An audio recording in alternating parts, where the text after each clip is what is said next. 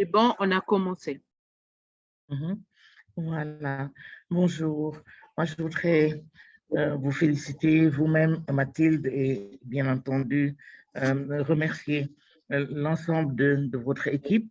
Je me présente, je suis le professeur Njoro Ndiaye. Je préside l'ONG Alliance pour la migration, le leadership et le développement en Afrique et je coordonne aussi le réseau francophone pour l'égalité femmes-hommes, dont WILDAF est membre d'ailleurs. Je voudrais vous remercier d'avoir eu l'idée de ce panel parce que les gens travaillent beaucoup sur la migration, on discute beaucoup sur la migration, mais on adresse très, très rarement les problèmes de la traite et du trafic des êtres humains. Et je crois qu'il est temps que les Africains s'approprient également ce sujet et c'est un sujet clé dans le migration management, dans la gestion de la migration en général. L'inclusion des questions de traite d'êtres humains doit être faite le plus systématiquement possible. Je voudrais donc souhaiter à tout le monde la bienvenue dans ce webinaire et remercier les organisateurs de l'ISLA, mais également du WILDAF que je connais bien. Et parce que le WILDAF surtout travaille depuis toujours sur la participation des femmes et l'influence des femmes à tous les niveaux pour l'émergence d'une culture d'exercice et de respect des droits des femmes en Afrique. Ce panel auquel vous me conviez aujourd'hui s'inscrit dans le cadre du lancement de ce guide sur le contentieux des affaires de traite des êtres humains dans le contexte de l'Afrique de l'Ouest et surtout francophone. Cette rencontre donc représente aussi une occasion de fournir des perspectives juridiques, socio-économiques, afin d'enrichir les circonstances sociales efficaces dans la région.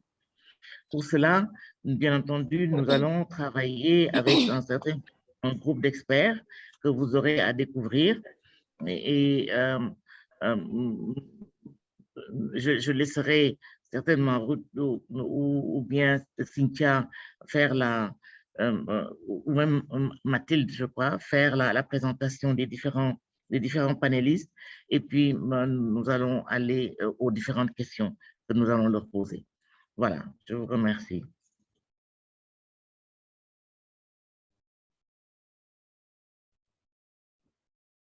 Thank you so much, Professor Ndioro, and thank you everyone for joining. Welcome to this panel, and just a lot of gratitude to WILDAF from ISLA for partnering and co-hosting this webinar together. My name is Dr. Ruth Nekura. I'm a lawyer, a human rights lawyer, and I work as ISLA's legal director. And so I will introduce myself and also introduce a bit of ISLA.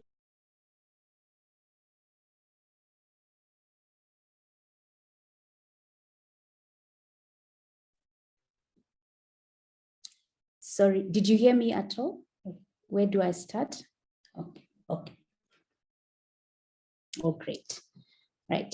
So myself, as I mentioned, I'm the legal director for ISLA, and this means that I oversee the work on research and knowledge production, our capacity strengthening and building partnerships for social justice. And so at ISLA, we believe that partnerships are so important because we work with the law as a tool for social change, and yet we know that change happens at multiple levels, and therefore partnerships are very important for us. So thank you again, WILDAF, for co-hosting this webinar with us. ISLA, for those who are hearing about ISLA for the first time, or maybe you haven't heard much about ISLA, is Initiative for Strategic Litigation in Africa, and it's a Pan-African and feminist organization based in Johannesburg, but works in the whole continent-wide organization and also run in the continent. And the vision for ISLA really is to work with the law as a tool for social change.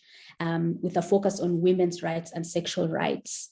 We exist to develop jurisprudence on women's rights and sexual rights, to broaden the protection that's available to women, and to clarify the scope and content of state obligations when we talk about what's the role of the state when it comes to protecting women, in this instance, for instance, against human trafficking. So ISLA was founded in 2014, and the drive really has been a recognition that in Africa we have very limited jurisprudence, which means case law, coming out of domestic and also national courts, and also regional mechanisms, the African Court, the African Commission, even ECOWAS, on women's rights and sexual rights. And so we are interested and excited about taking the opportunity to develop feminist jurisprudence in the continent and expand legal protection for women and for sexual minorities.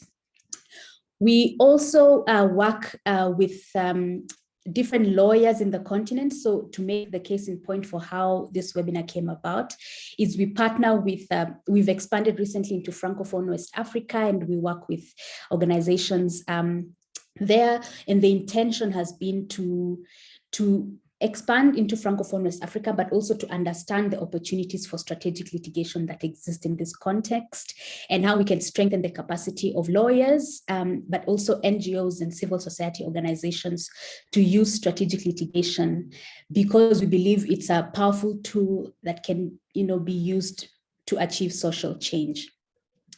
So the guide that we are discussing today is one of the knowledge products that we develop as ISLA, and we develop it collaboratively, and guides this specific one on human trafficking is really developed as part of ISLA's intention and mind to strengthen the capacity working on human trafficking complex. We've understood that there are very many issues that need to be considered, not just legal issues, but non-legal issues.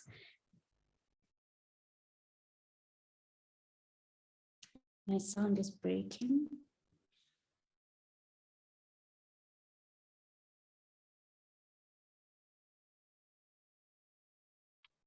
We've lost you, Dr. Ruth.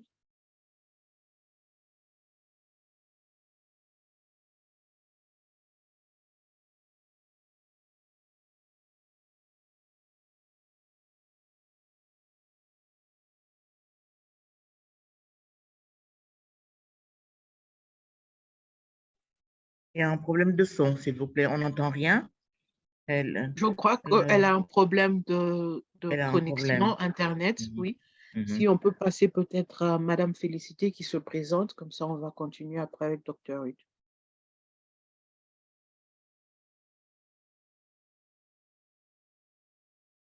On ne vous entend pas, Madame Félicité. Dr. Ruth est de retour, elle peut continuer. D'accord. Mais son micro, voilà. C'est bon? Can you hear? Ruth, Can you hear me? Yeah, okay. Okay. My apologies.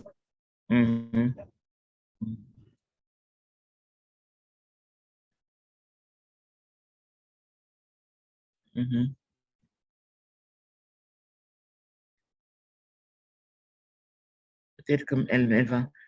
Oui, Ruth, on ne vous entend pas. On ne vous entend pas.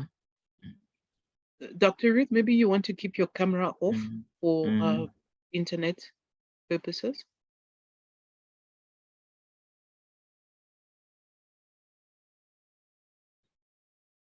If you are talking, you're on mute. We can't hear you.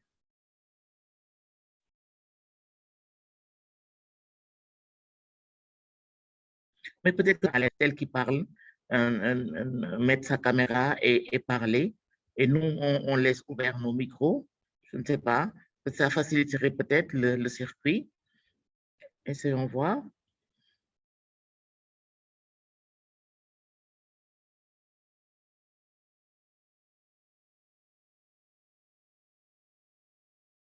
Maran, vous voulez éteindre votre micro? Oui. Félicité aussi. Votre écran. Voilà, parfait. On revient à Ruth. Ruth, est-ce que vous nous entendez maintenant?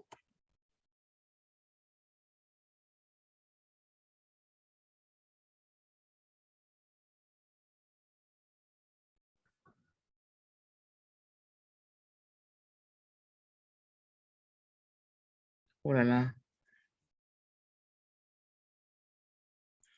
Est-ce que Ruth nous entend? Hello, can you hear me? Oui. Yes, we can hear you now. Okay. Okay. Okay. Mm-hmm. Can I proceed, or someone else had gone on to speak? No, you can proceed, Dr. Ruth. We've just decided that we'll keep our cameras off. Mm-hmm. Thank you. Right. So I was saying the purpose of the guide, this guide on litigating human trafficking is part of ISLA's mandate to strengthen the capacity of lawyers who are interested in litigating in this area, but also civil society organizations and NGOs who are interested in supporting these cases to know how to support these cases. So we documented the experiences based on ISLA's own experiences of supporting human trafficking cases and our work with our partners that we did whenever we got human trafficking cases. We understood that the cases are complex and that, as I was mentioning, there is need for legal issues to be considered, but also for non-legal issues around victim support and protection, and the partnerships and collaboration that need to happen so as to make sure that the case is set up for success while also protecting the survivor or the victim. So the guide was developed by lawyers, yes, myself, where we did legal analysis and we included a lot of human rights analysis of what are the laws and the standards in Africa on human trafficking. But then we also worked with psychologists, forensic psychologists who have deeper insight or better insight, than lawyers as to the complex issue of human trafficking and how it affects survivors' mental health and their ability to make decisions and the difficulty of breaking the cycle of oppression. And so working with Sky Chirape, who's a forensic psychologist, to collect the data together and analyze together, made it that it's the content is legal, but it's also more than that. It's social legal. It takes into account the lived experiences of women and the multiple needs, complex needs, and wishes and intentions of survivors of human trafficking. The focus of the guide is women, intentionally so, because as ISLA, we work on women's rights. And so those are the cases that are likely to come to us that we support, even with our partners. The other thing is we work on it from seeing human trafficking as a manifestation of violence against women, because we know that violence against women has multiple manifestations. And so human trafficking is one manifestation. We see it as a manifestation of violence against women beyond just a crime, for example, that somebody needs to be prosecuted. There's questions of what are the victims' rights, and beyond, for instance, an immigration issue. We see it not just as a labor issue, but primarily as a human rights issue, and then which of course affects multiple sectors, and the partnership from the different sectors is necessary if we're going to have meaningful change. So there are, as you look at the guide, you'll be able to see all of the different sections that talk about justice, but also about victim protection and ways of identifying survivors and the state obligations, what it means and what that looks like. And then we also have something like a step-by-step guide for lawyers to develop, if they were to develop a case, what are the things to consider. So the intention really of the webinar was to put this publication in this audience with you, to hear your thoughts about it and those who have worked in this area. And we have wonderful panelists that will speak to us about it, whether it's seeming relevant in their area and how it may be used to support the work of human trafficking in general. So that's really it from me. And I'm really excited to listen to the conversations. and also to the partnerships that will continue after this. Thank you so much.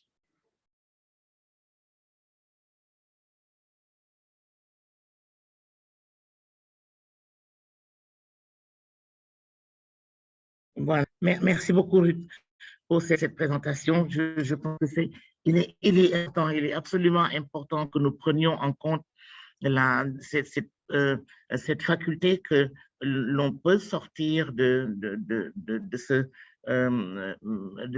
document, de ce livre, parce que cela va augmenter les capacités des personnes ressources qui vont utiliser ce genre de manuel pour approfondir leurs connaissances en protection des droits des migrants. Je crois que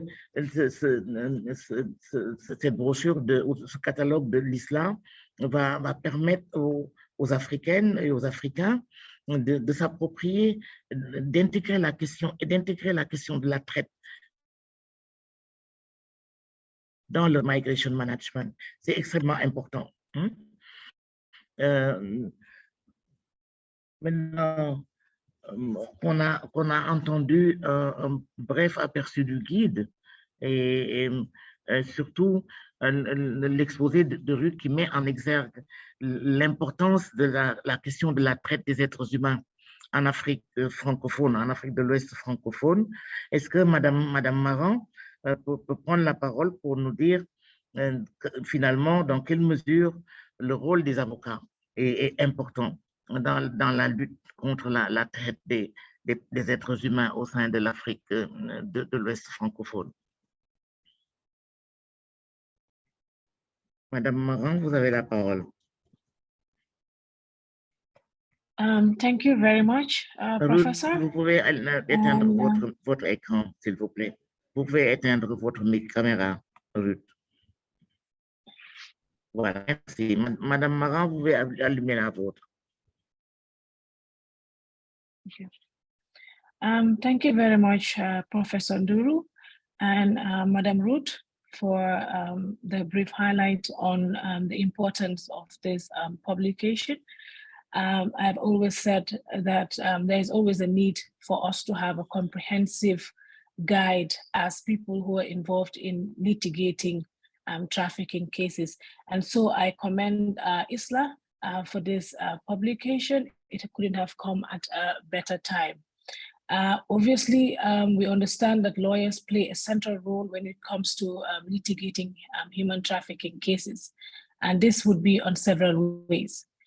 Over the years, we have acknowledged and have the opinion that obviously human trafficking cases are normally seen as a criminal issue, or it has a criminal element, but we have never looked at it from the human rights dimension. And I know time and time again, lawyers have advocated for the fact that there's a need to broaden the UN protocol, the Palermo Protocol on trafficking. And so again, I commend ISLA for this publication. The role of lawyers when it comes to trafficking is quite simple. One is to ensure that the victim of human trafficking understands or has knowledge of the law in terms of protection. Secondly, the victim of human trafficking is also required to understand the court process when it comes to human trafficking, and also to understand the fact that to manage their expectations as well as with regards to how the courts operate, and also to be able to also understand and appreciate the legal processes. There are three different schools of thought when it comes to human trafficking cases. There are others who believe that lawyers should only deal with litigation processes and to kind of not look too much into the basket of care. And there are others who are of the opinion that indeed lawyers should be able to deal with the litigation processes as well as the basket of care. But whichever approach one decides to take, it is important to understand that the legal process should have a justice care approach. It should be victim-centered, and it should also be trauma-informed approach. And these are things that we have to see within our jurisdiction. In Francophone West Africa, we have had lots of cases of human trafficking, especially when it comes to young girls being trafficked to the Gulf countries. for the purposes of mainly domestic servitude and to an extent, sexual exploitation and abuse. And over time and time again, the problems that we had as lawyers is to be able to balance the professional aspect of it as well as being victim-centered. I think most of the time, because of the violent or because of the rigorous court processes, we are unable to do so. So obviously, as lawyers, our duties are simple, and that is to ensure that the victim gets justice, one. Two, understands the court processes, as well as understands the fact that the legal system is not always straightforward. Thank you.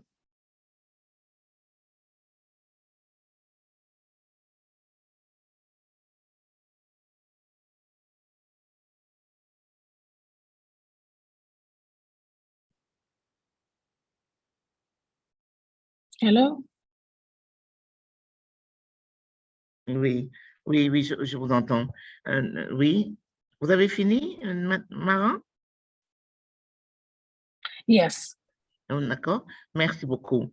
Oui, je pense que les questions que vous avez soulevées sont importantes parce qu'elles concernent la capacitation du personnel juridique féminin africain de l'Ouest à prendre en charge la question de la traite des êtres humains, qui ne se limite pas seulement aux violences qui sont faites aux femmes, aux filles ou aux enfants, mais cela va davantage dans la sociologie, dans la culture de la personne, et les réponses qu'on doit construire doivent aider à prendre en compte ces éléments-là.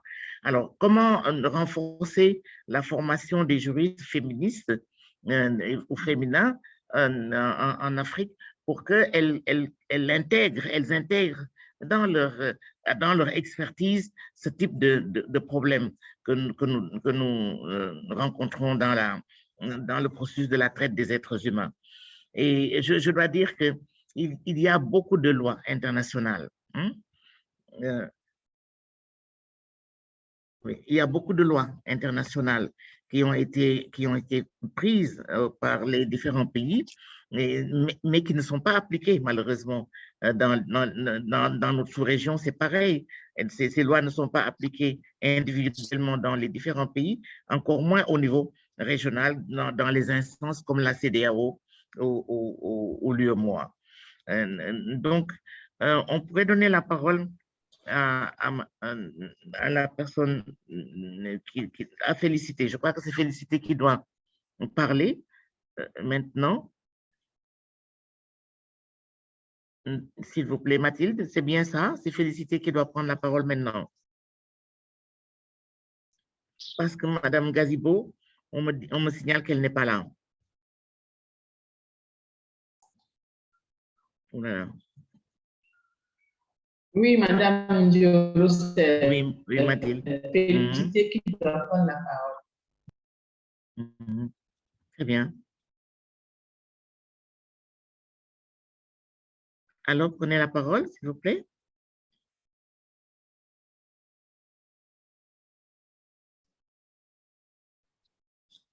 Est-ce qu'on m'entend, s'il vous plaît? On m'entend, s'il vous plaît? Oui, voilà. Okay. Félicité, on vous entend. Allez-y. OK. Merci beaucoup, professeur Bureau.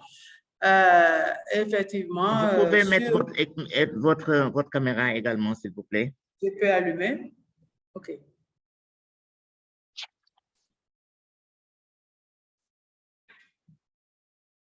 C'est bon? C'est arrivé? C'est arrivé? C'est bien. Oui, tout à fait, c'est bien. OK. Bien, donc, pour ce qui concerne la traite des personnes, nous avons... Votre écran n'est pas là. Non, c'est pas... Oh là là. C'est le micro qu'on a. On vous entend, mais on ne vous voit pas. Voilà, là, c'est bon. Vous me voyez? Oui, tout à fait. On vous voit. OK. Merci beaucoup, professeur Dioro. Pour ce qui concerne le sujet de la traite des personnes, aujourd'hui, nous sommes dans le contexte du contentieux des affaires de traite des êtres humains par rapport au guide de Isla Et on se rend compte que au niveau régional, au niveau national et pourquoi pas au niveau international, on a toujours des aspects de la traite. Parfois, c'est différent d'un pays à l'autre, mais nous avons toujours un point commun par rapport à la définition de la traite des personnes. Pour qu'on maîtrise ce sujet, il faudrait qu'on sache qu'au niveau de cette définition, si aujourd'hui nous avons la traite des personnes, parce qu'au début c'était toujours la traite des enfants, si nous avons la traite des personnes, c'est que aujourd'hui le protocole de Palerme nous a aidé à avoir une définition sur la traite des personnes qui désigne le recrutement, le transport, le transfert, l'hébergement ou l'accueil des personnes par la menace de recours. Donc, tout ce que nous savons sur la traite, c'est qu'au niveau final, il y a toujours l'exploitation. Et les éléments, ces éléments dans ce contexte, c'est qu'il faut l'acte, le moyen et également la finalité qui est l'objectif. Donc, nous avons toujours travaillé sur la traite des enfants. Aujourd'hui, nous sommes au niveau de la traite des personnes et nous constatons qu'au niveau de chaque pays et de chaque structure, nous avons plusieurs moyens pour pouvoir aborder le sujet. Au niveau du cadre régional, par exemple, pour ce qui concerne le cadre juridique régional, nous avons des traités régionaux, par exemple le protocole à la charte des droits de l'homme et des peuples relatifs aux droits des femmes en Afrique, le protocole de Maputo. Bon, dans quatre charges, les États de prévenir et de condamner le trafic des femmes, de poursuivre également les auteurs et de protéger les femmes les plus exposées, c'est-à-dire les femmes les plus vulnérables au sujet de la traite. Cette charte des droits et du bien-être de l'enfant prévoit également des protections contre la vente, le trafic et l'enlèvement des enfants. Donc, c'est un contexte qui embrasse tous ces éléments d'abus sur les personnes. La Charte africaine des droits de l'homme et des peuples aussi en dit long. Ça contient aussi des dispositions, mais les dispositions au niveau de cette charte-là ne sont pas explicites sur la traite. Et ça interdit toutes les formes d'exploitation, d'avilissement de l'homme, notamment l'esclavage, la traite des personnes, la torture physique ou morale. Donc, tout cela rentre dans ce cadre juridique régional et nous avons cet traité régional qui ont des dispositions de lutte contre la traite des personnes. Au niveau du pays, au niveau national, par exemple, si nous voulons intervenir au niveau national pour présenter quand même les expériences de la traite des personnes, nous pouvons dire que nous avons aussi à ce niveau des cadres, un cadre juridique au niveau du pays. Aussi, nous avons eu une loi depuis 2005 que la traite a commencé par faire beaucoup de bruit. Nous avons cette loi-là et cette loi a été vraiment revue avec le code des personnes, le code de l'enfant. Et à partir du code de l'enfant, nous avons commencé par parler de traite au lieu de trafic dont nous avons parlé dans la loi du 3 août 2005.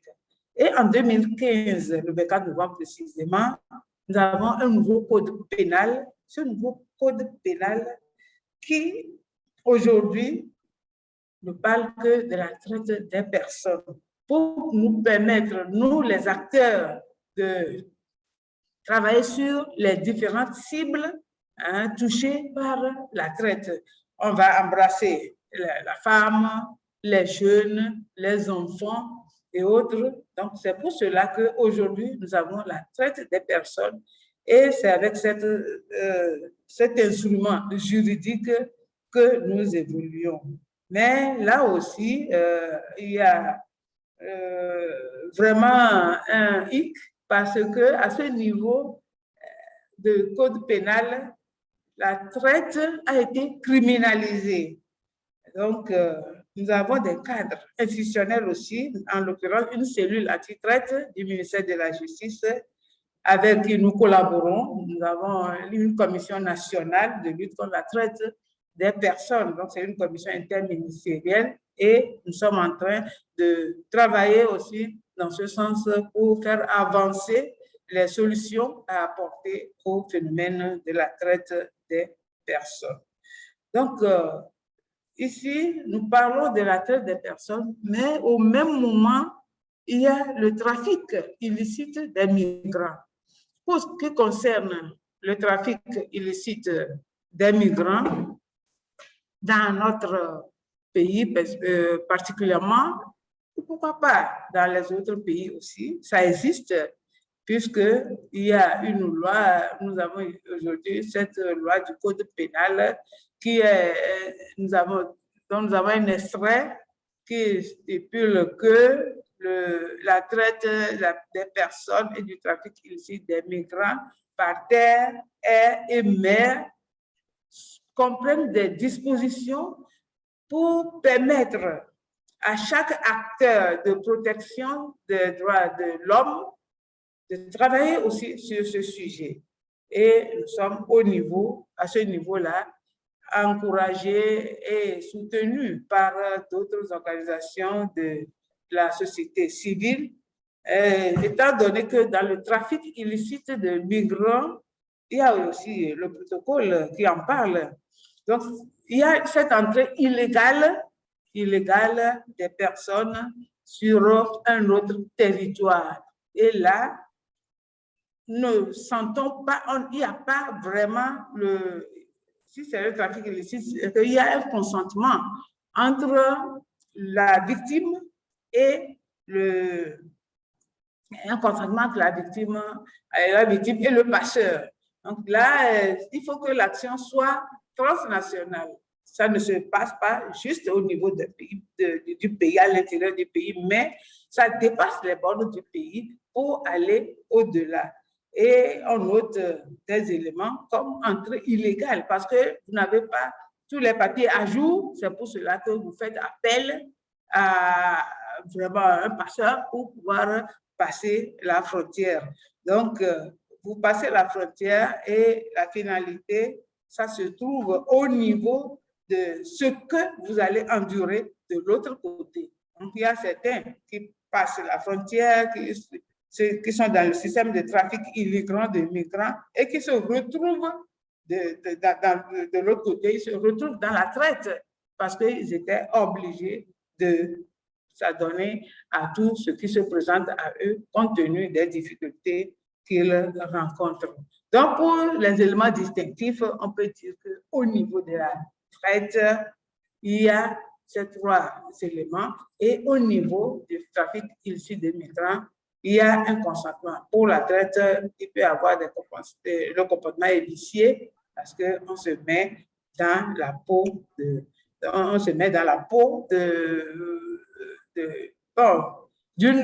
vulnérable au niveau de la traite, c'est ce que je peux dire. Donc, oui. Et le but, c'est de l'exploitation. Donc, je vous remercie. Voilà, s'il y a d'autres questions, pour y revenir. Merci. Certainement, félicité. Avant de terminer, voulez-vous vous présenter pour qu'on puisse faire une conférence, s'il vous plaît? On ne l'a pas fait pour Maran non plus et je m'en excuse, mais on m'a signalé que les gens aimeraient savoir quand même qui vous êtes. Je voulais aussi dire que dans les présentations, il faudrait qu'on tienne compte de la prise en charge de ce phénomène-là dans nos pays. Qu'est-ce qui est fait? Et si ce n'est pas fait, comment on peut améliorer ce qui n'est pas fait? Voilà, dans le domaine. Oui, bon, je le dis, je réponds après, je reviens à la présentation, s'il vous plaît. Oui. Bien, donc, au niveau de la prise en charge, que ça s'organise d'abord au niveau de l'État. Au niveau de l'État, l'État a mis en place une commission de lutte contre la traite des personnes. Et là, la prise en charge serait organisée au niveau de cette commission. Il y a également des cadres de concertation interministériels dans lequel se trouvent également les organisations de la société civile que nous représentons. Donc, ces organisations prennent en charge ces victimes. D'abord, dans ce cadre, vous aurez tous les acteurs de défense des droits de ces personnes-là, et vous avez les avocats, les acteurs sociaux, la gendarmerie, la police, si bien que lorsqu'un cas arrive à leur niveau, chacun fait ce qui est de sa part. Si moi je suis acteur social, donc mon accompagnement serait différent de celui qui est juriste, celui qui est par exemple un avocat, et c'est de cette manière que la prise en charge s'organise. Outre ces prises en charge, disons, institutionnelles, nous avons au niveau des organisations de la société civile des organisations de prise en charge de ces victimes. Au Togo, par exemple, on a des centres d'accueil, ces centres qui accueillent ces victimes et les accompagnent. Si au niveau d'une structure, il n'y a pas cet accompagnement, on n'est pas spécialisé dans cet accompagnement, on a le droit de référer la victime à qui de droit. Et c'est comme ça que ça s'organise à notre niveau, au niveau du Togo. Très bien. Alors, présentez-vous maintenant. Bon, je suis, s'il vous plaît, Madame Koublanou, à Koko Félicité. Je suis coordinatrice du réseau de lutte contre la traite des êtres humains au Togo. Et voilà. Oh, je ne sais pas si vous avez appris. Merci beaucoup. Merci infiniment. Merci beaucoup, Félicité. C'est très bien. Je vous en prie. Nous allons... Est-ce que Madame Maran veut revenir et se présenter?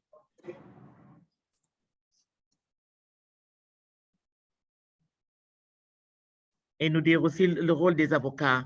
Moi, j'aimerais bien en savoir un peu plus, Madame Maran, sur la question de la prise en charge. Qu'est-ce qui intervient pour cette prise en charge-là? Le coût de cette prise en charge-là? Et une fois qu'on a pris une affaire de traite en main, l'avocat, avec qui l'avocat peut travailler et se référer?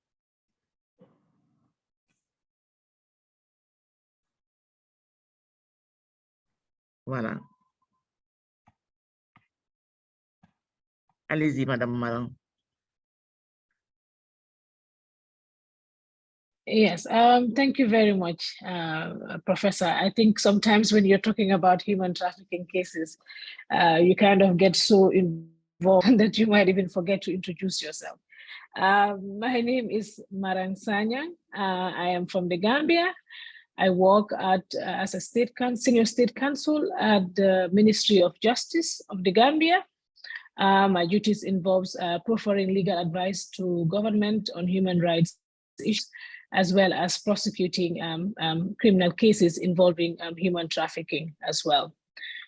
In terms of the support, just to add on to what the previous speaker had said, I think the state is the duty bearer when it comes to human trafficking. The primary role of the state is to ensure that the people within its jurisdiction are protected and provided with the requisite knowledge to understand and identify human trafficking cases.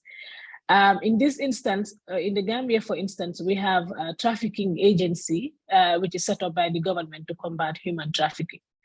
But in my opinion, there's a need for governments, especially within West Africa, to kind of increase the scope of responsibilities when it comes to what these agencies should do. For instance, the National Agency Against Trafficking in Persons in the Gambia do not have the power to, and most of the time, the power to arrest is conducted by the police. So I think even at the state level, there's a need for a synergy between the police institutions as well as these agencies that deal with trafficking in persons. And there's a need for us to empower the capacities of these institutions such that they will be able to identify, trace, and prosecute successfully trafficking cases. In terms of the support that is supposed to be given to these victims, I would like to just answer that question by giving a scenario, an example. Last year, we had over 38 young girls that were being trafficked to Lebanon. The government facilitated their repatriation back to Gambia. And as lawyers at the Ministry of Justice, we were tasked with the responsibility of collecting or taking witness statements so that they will be able to explain to us what is it that they have encountered. And I think as a lawyer dealing with trafficking in person cases or prosecuting cases dealing with human trafficking, the first thing you need to do is to build trust between you and the victim of trafficking. And in building trust between you and the victim of trafficking, there's a need for you to also have confidentiality. And one of the most important things that you cannot sideline is to provide psychosocial support. These are people who were being trafficked to Lebanon. They have encountered horrendous situation. And so there's a need for us to, first of all, provide psychosocial support to them, to ensure that they go through counseling, to ensure that they are reintegrated back to society. And I think, again, I would point out to the duty of the states, to as the duty bearer, to ensure that this reintegration things are done effectively. Most of the time, you realize that they will go back to society and they face stigma and discrimination because of the fact that they were trafficked by the communities and the society. So again, the support can come in the legal process. The support can come in ensuring that they have justice. The support can come in provide them with the requisite psychosocial support.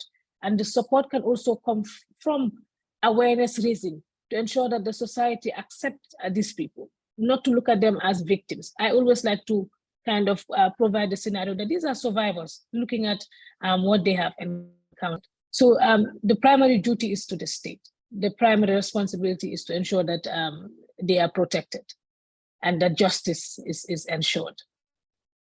Thank you. If there is any other question, I would be happy to answer.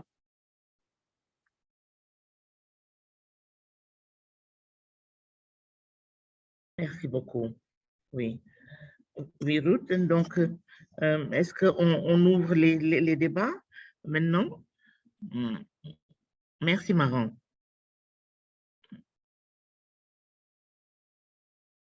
Est-ce que Ruth est là?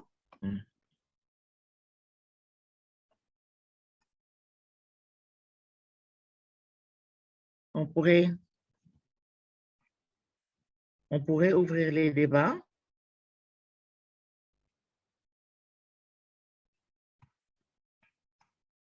Hello, Professor Ndioro.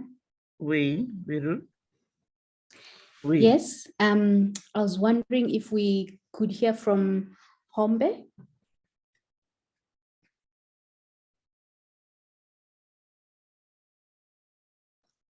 Oui, écoutez, Hombe, mais je voulais vous demander si tous les panélistes pouvaient déjà engranger cette question-là et répondre quand ils reprendront la parole.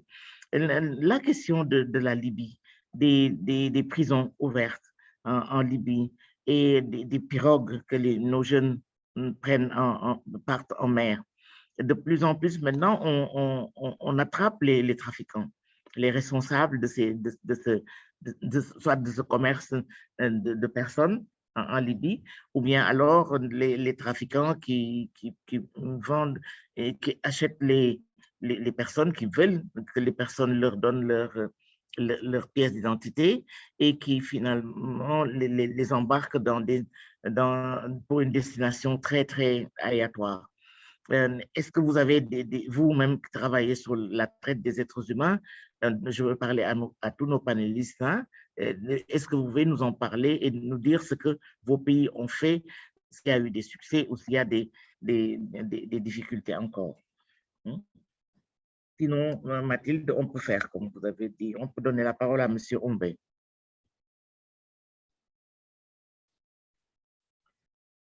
Oui, rebonjour tout le monde. Est-ce que vous me recevez? Oui, on vous entend. OK. Un plaisir, comme je l'avais dit tantôt, de participer à ce panel.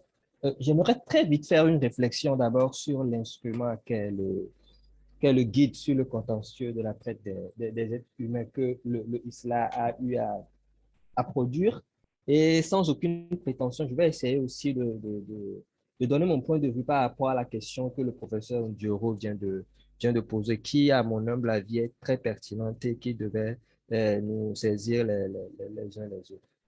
OK. Je suis Hombé Kafé-China, je suis togolais, je suis juriste, je suis spécialisé sur les questions de protection des êtres humains, surtout la protection des enfants, et sur les questions de genre. J'ai eu à collaborer, à travailler avec plusieurs organisations. Et jusqu'à récemment, j'étais staff de l'UNICEF Togo. Et donc, c'est à ce titre que j'ai eu à Est-ce qu'il pourrait parler plus fort? Est-ce que c'est mieux maintenant? Voilà, s'il vous plaît. OK, je disais que c'est à ce titre que j'ai eu à faire une analyse rapide du document produit par ISLA, le guide, que je trouve intéressant essentiellement à trois points de vue. Dans un premier temps, un guide sur le contentieux de la traite des êtres humains est le bienvenu dans la mesure où ça nous permet de sortir du droit pour vite aller à la pratique. Vous conviendrez avec moi et les autres panélistes l'ont très bien relevé. En ce qui concerne la légalisation, ou du moins la production de textes sur la question des traites humains, aussi bien au niveau international, régional que national, nous pouvons dire qu'il y a une abondante législation pour saisir la question des traites des humains. Maintenant, il s'agit de pouvoir donner le nécessaire aux acteurs sur le terrain afin de pouvoir transposer toute cette législation-là dans la pratique pour que les victimes et les survivantes et les survivants de la traite des personnes beaucoup plus en bénéficient. Et c'est là le deuxième intérêt que je peux relever de ce guide, c'est que des acteurs comme les juristes, les avocats, les procureurs, les travailleurs sociaux disposent désormais des ressources nécessaires pour affronter le contentieux de la traite des humains. C'est quelque chose d'assez excellent pour le peu d'expérience que j'ai sur le terrain.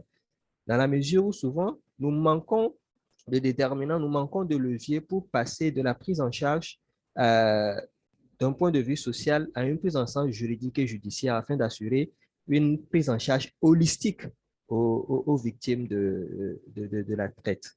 Mais pour autant, ce document aussi doit nous rappeler à un défi, et je vais terminer là, à un défi que chacun de nous a et que nous allons certainement rencontrer sur le terrain. C'est la question de la peur du contentieux. Surtout, je ne sais pas comment ça se passe dans le monde anglophone, dans les pays anglophones, mais en Afrique francophone, surtout en Afrique de l'Ouest francophone, il y a une peur du contentieux, une peur pour les populations d'aller au contentieux. Ce qui fait que même quand la loi reconnaît par exemple au procureur au nom de l'État de pouvoir se saisir de certaines questions de traite des êtres humains, il a quand même besoin des victimes, des survivantes et des survivants afin de pouvoir continuer la procédure.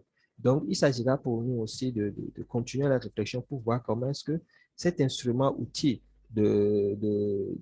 pour aller au contentieux de la traite des êtres humains ne va pas rencontrer le défi même de la peur du contentieux en Afrique de l'Ouest francophone. Voici un peu ma réflexion rapide sur cet excellent guide. Et encore une fois, félicitations à l'ISLA d'avoir mis à disposition cet excellent instrument. Et pour finir avec la question que le professeur Ndioro a eu à poser sur la Libye, voici la réflexion en général que je fais par rapport à cela. Je pense qu'il appartient dans un premier temps à nos États de pouvoir se saisir de ce qui se fait en termes de traite de trafic des migrants, de tout ce qui se fait en termes de violation grave des droits humains dans oui, il parle aux États. Oui, s'il vous plaît, parlez un peu plus fort, Ombé. Je disais qu'il revient à une responsabilité première de nos États de pouvoir se saisir de cette question-là. OK? Mais dans un second temps, je pense que nous aussi, en tant que société civile, puissions aussi quelque part nous saisir et aller au contentieux en constituant des consortiums qui puissent porter plainte aussi bien au niveau international qu'au niveau régional, afin que la communauté internationale puisse se saisir véritablement de cette question-là et faire droit à toutes ces personnes-là, parce que c'est au-delà de tout une véritable question de crime contre l'humanité, ce qui se passe en Libye en termes de traite et de trafic de nos frères et sœurs. Merci. Je pourrais revenir au cours des réflexions. Très bien. Merci infiniment. Monsieur, s'il vous plaît, maintenant, on va donner la parole à Maran et ensuite à Mathilde. Maran, vous avez la parole.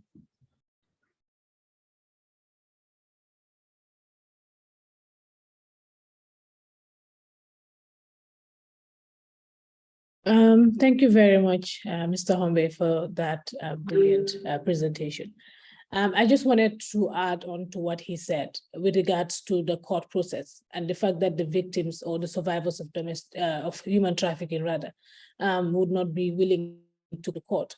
We also have the same issues. And I think likely the reason for that is because most of the times, the people that are trafficking most of these young women and girls are people that are within the community. They can be people that are widely respected in society, or they can even be family members. And we have had instances where a person who would be abroad, a person who's already trafficked, for instance, would kind of encourage a victim or someone in our country, in our respective countries, indicating that they are living a good lifestyle, to kind of encourage these people to also be trafficked. So it's a very societal issue as well. And I think that is the reason why it is difficult for the courts to do their work. Sometimes you talk to a victim or survivor of trafficking and then you speak to them in close confines. And then the matter is up to go to court, and they don't even come to court to speak because obviously they are being threatened by family members who are involved in this, or they are being threatened by a member of society. So I think there is a need for protection for people who are supposed to appear in court, either as survivors of trafficking or they are witnesses to human trafficking. There's a need for the state to protect their identities, and there's a need for the state to ensure that they have the confidence to come to court and speak. So I just wanted to add on to that. And secondly, I think another obstacle that we would have, or that we have in trafficking cases, is with regards to corruption. Most of the time, especially when it comes to cross-border trafficking issues, most of the time they are being trafficked. When the trafficking occurs, there is a public officer or an immigration officer who might have information or who might be aware of this trafficking. So obviously corruption is also one of the major impediments that is making it difficult for us to fight human trafficking issues. And I just wanted to add on to that. Thank you.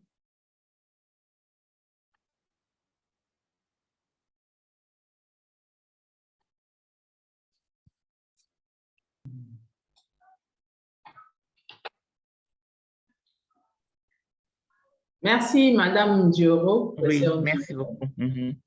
Je pense que ce que je peux ajouter, c'est les opportunités que nous offre le guide ISLA. Ce guide permet d'avoir des échanges, de concertation pour aboutir à une solution au contentieux des affaires des êtres humains. D'autres opportunités relatives à un apprentissage interactif entre les acteurs et les victimes. Le guide donne également des conseils. Le guide donne également des conseils aux avocats sur comment répondre aux besoins des victimes. Et ça constitue une opportunité, une grande opportunité du fait des informations claires au sujet de la traite des êtres humains.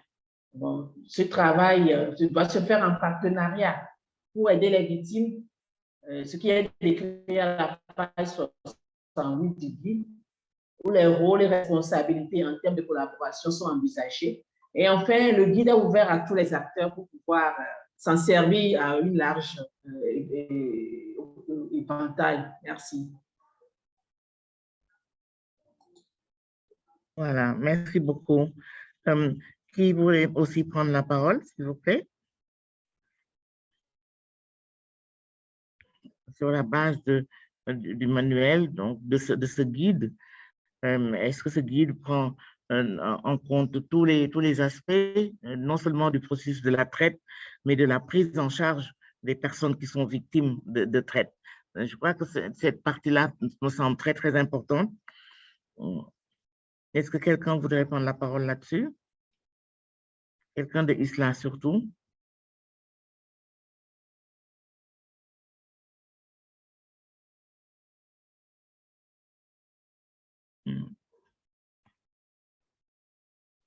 Hello. Félicité qui I can share Isla's experience, but I was seeing that Felicity had a hand up. I'm not sure if she wanted to share the Francophone West Africa experience first. I think that would be helpful. Oui, on va donner la parole à Félicité. Oui, oui. Félicité, s'il vous plaît, prenez la parole.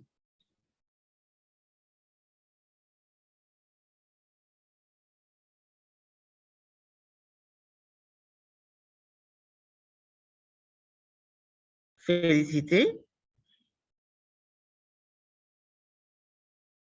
Félicité. Oui. Ah, elle l'a baissé maintenant. Le micro, là. Oui, je disais que je voudrais donner un complément au niveau de l'expérience du Togo par rapport au cas de Libye qui était évoqué. Donc, pour le cas de Libye au Togo, je crois que le gouvernement s'est saisi du dossier et sur les 136 migrants togolais, ils ont été rapatriés, ils ont pris en charge leur rapatriement et c'était depuis juillet 2018. Et voilà que aujourd'hui, ils s'occupent de leur réinsertion. Donc, c'est ça que je voudrais ajouter au cas de Libye que vous aviez évoqué. Merci.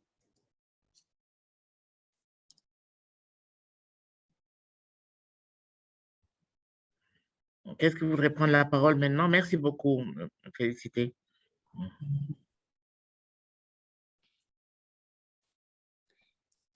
Thank you. So from Isla's experience, the basket of care, which we speak about in the guide, is very important in terms of implementing it through collaboration with several other partners. And this is about, I think, a point that Marang had raised earlier, which is what is the role of lawyers? Do they directly, be part of providing basket of care, or is it in the partnerships in recognizing that lawyers can only do so much, and it's important to have partnerships with others so that the other components of the work can be carried. So we've learned at ISLA, for instance, the importance of partnering with psychosocial support providers, shelters, people who can provide security services and protection service providers, because the idea is to make sure that once we fully recognize the needs of the survivor or the woman who's been a victim of trafficking, then the legal response will be more contextual and relevant. And we are able to advance a case that will get to the end, first of all, because the challenge with strategic litigation is that the cases can take very long. And so it's important to adapt, to be adaptable as the case is evolving, and to be in partnerships that recognize the need to shift and change should the needs of the survivor also change as the case is evolving. So partnerships are so important with different service providers, and being involved throughout the case development plan, even as we are agreeing what is the change that we'd like to see from the case that we are taking on. on human trafficking. The other thing we've learned is that the more we work with in partnership and in collaboration, and also with social movements and people who are advocating for change as part of this work. And I'm so glad to hear about, for instance, the network that Felicity is part of for human trafficking in Togo, is that the issues that are being litigated will be representative of what the real issues in society are, as opposed to lawyers sitting by themselves and coming up with a legal problem and then going on to, try and solve it in court. So if we work in partnerships, then the cases that we do are more likely to have a social change impact, because the case is essentially owned by the different actors in the movement and the different partners that we work with. And so the decision that we get, whether it's about state obligations, clarifying the scope or the meaning of what it means to protect survivors, the implementation of those decisions is carried at multiple levels and not just at the lawyers who are doing this litigation. Yeah.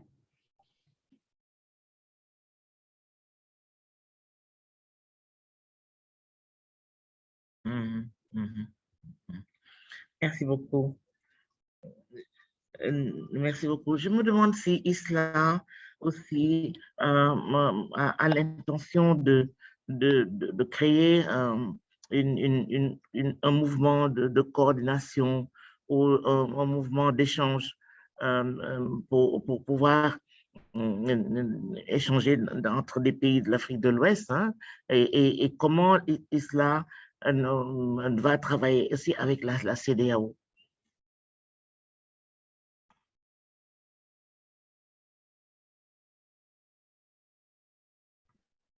Quelqu'un de Isla pour répondre? I just want to start my video here. Right. So absolutely. So the ECOWAS is a very strategic point of, a forum to do strategic litigation cases on, because as we've known, compared to other even regional human rights mechanisms, it's easier to approach the ECOWAS court. And it's something that we actually have at the moment, been pursuing partnerships in Francophone West Africa where we can support each other to bring cases before the ECOWAS court. We are also monitoring closely the jurisprudence that's coming out of the ECOWAS court. And unfortunately, when it comes to violence against women, the jurisprudence is not very good. There's a failure of the court to recognize, the role of the state when it comes to providing support services for victims or preventing violence against women, including, for instance, human trafficking. When it comes to protection of women, when it comes to, punishment and prosecution in a timely manner, investigation. So the jurisprudence that's coming out of the ECOWAS court, whilst, some people have found it useful, ultimately, the court still refuses to, understand, for instance, what it means to violate the right to equality and non-discrimination, and how to see manifestations of violence against women as gender discrimination. And so finding violations of access to justice, for example, without really seeing how women are affected by some of the practices in our countries where victims of violence don't access justice systematically, so is still an area of struggle. So we are very keen on the ECOWAS court and keen on partnering with social movements or other actors in Francophone West Africa who come across human trafficking cases that they would like support in litigating. ISLA is very open to that.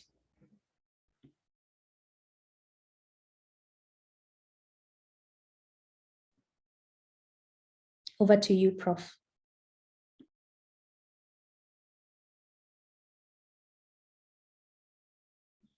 Voilà, parfait. Bien entendu. Est-ce que quelqu'un a une autre question à poser?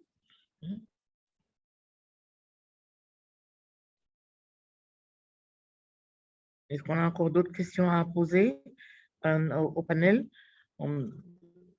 Sinon, on va essayer d'aller vers les recommandations et les résumés.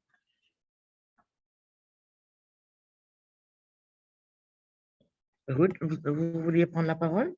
Non. Est-ce que je vois votre...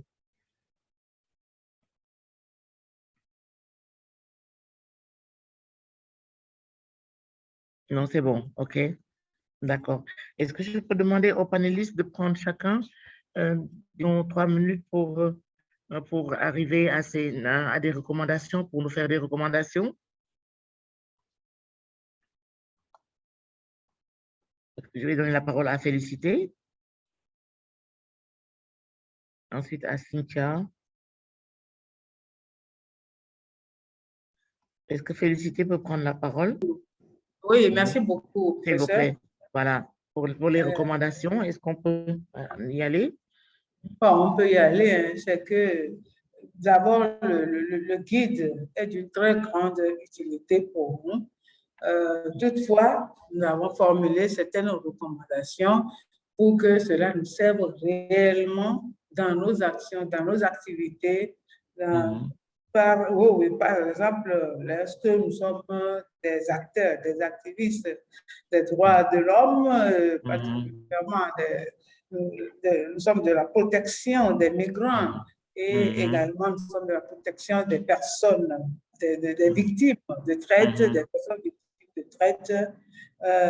Il faudrait quand même que dans l'avenir, qu'on mette vraiment un focus sur la protection des témoins, des survivants de la traite des personnes. C'est un point fondamental, étant donné que si nous avons aujourd'hui quelques failles dans la dénonciation des cas, c'est que les victimes, les témoins là ne sont pas protégés et il y a toujours des soucis au niveau de leur communauté. Donc, c'est l'une des recommandations que je suis en train de formuler. Et s'il faut engager aussi des discussions au plus haut niveau pour échanger sur les stratégies de mettre en place la stratégie pour la collecte des données sur la traite. Ça a été vraiment l'une des difficultés relevées aussi par ISLA et cela est toujours d'actualité dans presque tous les pays. Il est vrai que par moment, on essaie quand même de donner quelques données sur la traite, mais est-ce que ces données sont fiables? Est-ce que les sources de ces données sont fiables? Donc, il va falloir qu'on organise quand même au niveau des acteurs de tous les pays concernés, on organise vraiment cette collecte-là. Et lorsqu'on nous demande, par exemple, des statistiques sur la traite, il faut qu'on soit en mesure de dire ce qui est vrai. Hein? Ça pose toujours problème, c'est pourquoi nous soulevons ici comme recommandation. D'accord, allez-y. Et aussi, dans le guide, il y a les termes qu'on utilise. On a utilisé, par exemple, trafic des migrants, nous sommes d'accord, ça c'est également une autre terminologie. Mais là, au niveau de la traite, c'est la traite qui est internationalement reconnue aujourd'hui et on ne parle de trafic à la place de la traite. Le trafic illicite des migrants à sa place, mais la traite, le trafic dont on parlait en 2005, on a aujourd'hui harmonisé tout cela et c'est devenu la traite. Donc, les deux sont utilisés dans le guide. On propose que ce soit harmonisé. Ou bien c'est pour une raison ou une autre, on peut toujours nous éclairer. Il y a une question de nomenclature dans ce que vous dites. Oui, oui. Il faudrait que ISLA en tienne compte. Je pense que la notion de sémantique et de nomenclature, il faut en tenir compte et faire des lexiques ou bien des fact sheets sur ces éléments-là. Et puis ensuite, pendant que vous parliez, je pense que aussi recommander un genre d'observatoire de la traite en Afrique de l'Ouest. Si ISLA pouvait s'acheminer vers cela, parce que ça nécessite également des ressources, ça nécessite des ressources humaines surtout, capables de gérer cette collecte de données et cette analyse de données et cette restitution des données, voilà, à travers l'Afrique francophone. D'accord. Et en plus, cela pouvait quand même œuvrer dans la mise en place de l'application de principes de célérité dans les États, ça c'est au niveau de la justice, pour que le processus soit vraiment accéléré, sinon cela aboutit juste à l'abandon. Donc on ne poursuit plus l'affaire, on abandonne. Et c'est ce guide qui est vraiment un joyau pour les acteurs, c'est ce qui pouvait être vulgarisé à une plus grande échelle. Vraiment, ce serait une bonne chose. Merci beaucoup. D'accord. Merci beaucoup, Félicité. Voilà. Maran a levé la main. On est en train de faire le dernier tour de table alors, hein, parce qu'il est presque 12h30. Il est 12h10. Allez-y, Maran.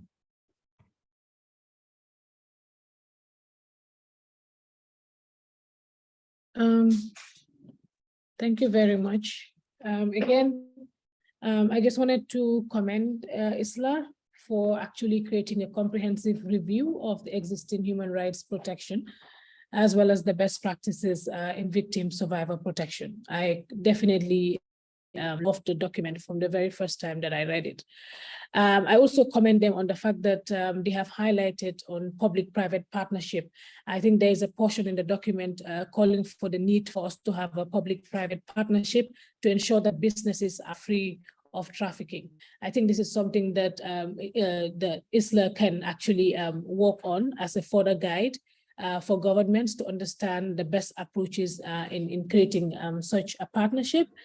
I understand, like what Felicite had said earlier on, the data issue. I think that would also be a recommendation on my part.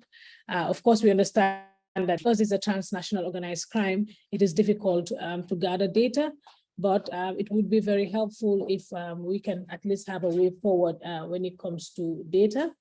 Another recommendation that I would have is with regards to integrated approaches. As I've said earlier, it's a transnational organized crime, which has a human rights element, whether we could have guidelines as well, dealing with how we can coordinate with other countries in a way to combat human trafficking. I'm very much impressed with this document. I think it should be publicized to most countries, if not all countries within Africa, because it is a guideline that speaks to each country's situation, and it can be used by lawyers and judges as well. Thank you.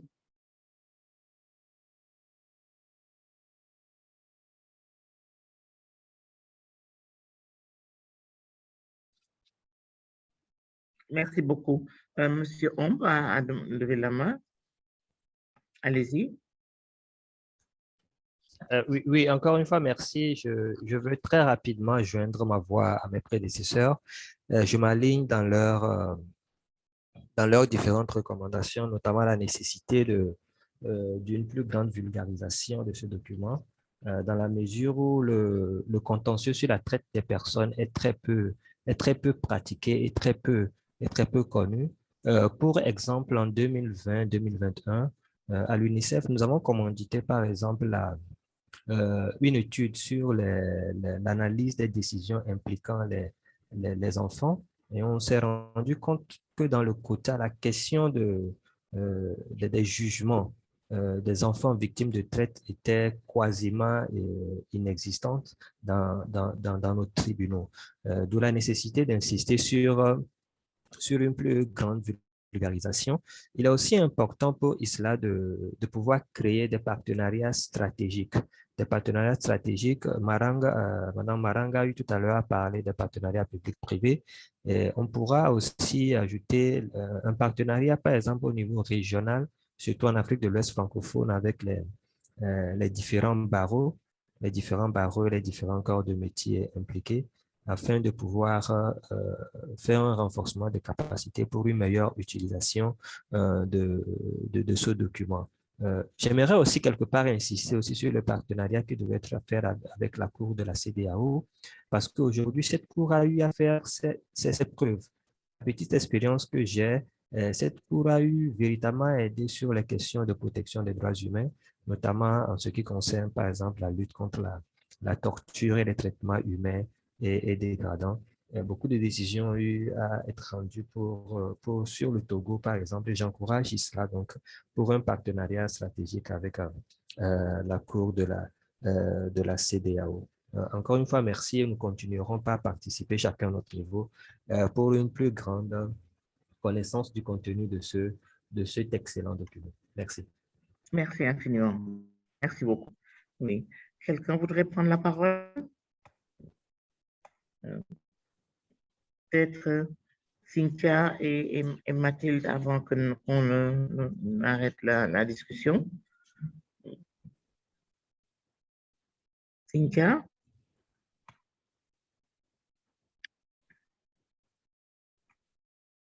Félicité, vous voudrez prendre la parole. Allez-y. Cynthia a déjà son micro. Cynthia, vous pouvez? S'il vous plaît, Cynthia, allez-y. C'est bon, Félicité peut prendre la parole. À vous, Félicité, donc.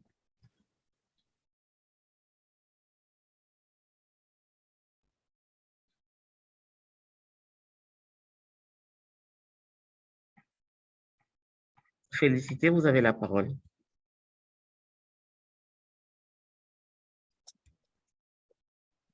OK, merci beaucoup au professeur, pardon. Félicitations à WILDAF Afrique de l'Ouest pour l'organisation pratique de ce webinaire. C'est le premier du genre que j'ai suivi, à ma connaissance, c'est le premier du genre que j'ai suivi. Donc, merci à Isla pour ce guide qui est un joyau pour les acteurs de protection des victimes de traite des personnes. Et merci aussi à tous les participants, à tous les panélistes. Et pour ce guide, on promet qu'on va en faire vraiment un bon usage. Il y a beaucoup de choses à tirer de ce guide. C'est vraiment une valeur ajoutée pour un document concret pour nous d'avoir avec Isla. Merci beaucoup.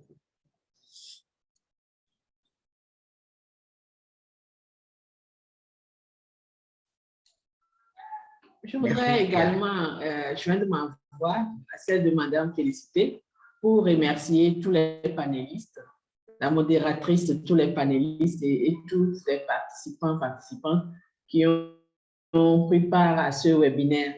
Je voudrais également profiter de l'occasion pour remercier Isla et toutes celles avec qui j'ai eu à travailler durant ce temps. Donc, je vous remercie vivement et je promets également que le guide sera vulgarisé. Beaucoup de participants ont déjà écrit qu'ils souhaiteraient avoir le guide pour pouvoir lire et s'en inspirer. Donc, le guide sera vulgarisé et tout le monde en fera bon usage. Parce que dans les années futures, nous pourrons encore organiser ce genre de webinaires pour permettre aux femmes d'Afrique de l'Ouest aussi de bénéficier de ces échanges interactifs et des avantages qu'elles pourront trouver dans les qu'ils aura ou même que le WIDA pourra. Merci à toutes et à tous et à très bientôt. Merci. Merci beaucoup, Mathilde. Merci à Isla. Merci au WILDAF également. Mais je crois qu'on peut, la première des leçons qu'on a à tirer de ce webinaire, c'est qu'il intéresse beaucoup de monde et qu'il est d'actualité également. Le contenu est d'actualité. Que les auteurs gagneraient à vulgariser ce document, à prendre prétexte de ce document pour créer des événements nationaux ou régionaux ou sous-régionaux. Ça, c'est à encourager vivement parce que, encore une fois, la question de la migration, elle est passée de tout son long par la question des droits humains est je ne sais pas comment le dire, même en français, vraiment, c'est un frein. la puissance des droits de l'homme.